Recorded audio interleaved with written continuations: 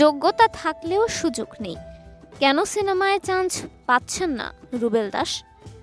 ভানুমতির খেল, বাঘবন্দি খেলা থেকে শুরু করে যমুনা ঢাকে, নিম ফুলের মধু এবং বর্তমানে তুই আমার হিরো।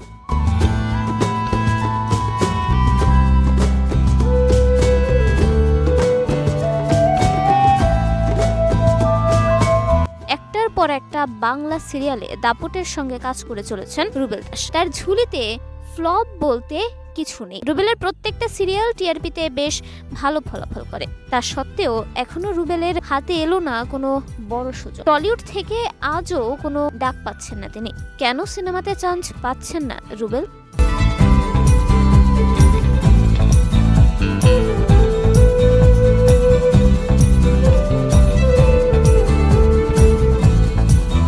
এখন সিরিয়াল ইন্ডাস্ট্রি থেকেও বহু অভিনেতা এবং অভিনেত্রী উঠে আসছেন বড় পর্দায়। টলিউড থেকে বলিউড জুড়ে কাজ করে চলছেন তারা। এমনকি রুবেল দাসের স্ত্রী শ্বেতা ভট্টাচার্যেরও দেবের প্রজাপতি সিনেমায় হাত ধরে টলিউডে অভিষেক হয়েছে। কিন্তু রুবেল এখনো পর্যন্ত তেমন কোনো বড় সুযোগ পাননি। এই প্রসঙ্গে একবার সংবাদ মাধ্যমের কাছে মুখ খুলেছিলেন অভিনেতা।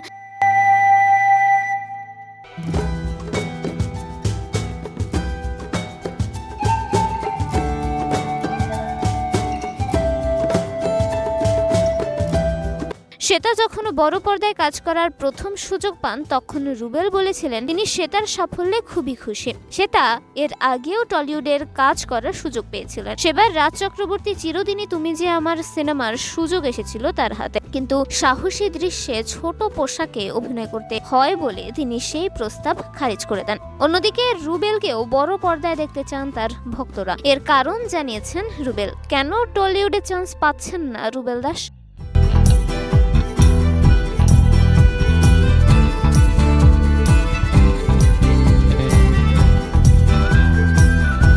রুবেল বলেছেন, সিনেমার জগতে মুখ নিয়ে খুব একটা কাজ করা হয় না। ছোট পর্দার অভিনেতাদের বড় পর্দায় সুযোগ পেতে হলে অনেক কষ্ট করতে হয়, যদিও সবার ক্ষেত্রে তেমনটা নয়। আমার কাছে তেমন সুযোগ এখনো আসেনি, তাই ছোট পর্দায় আপাতত মন দিয়ে কাজটা করতে চাই। নিমফুলের মধুর পর রুবেল এখন জি বাংলাতে তুই আমার হিরো সিরিয়ালে অভিনয় করছেন মোহনা মাইতির সঙ্গে। তার অন্যান্য সিরিয়ালের মতো এই নতুন সিরিয়ালটিও দর্শক বেশ পছন্দ করছেন।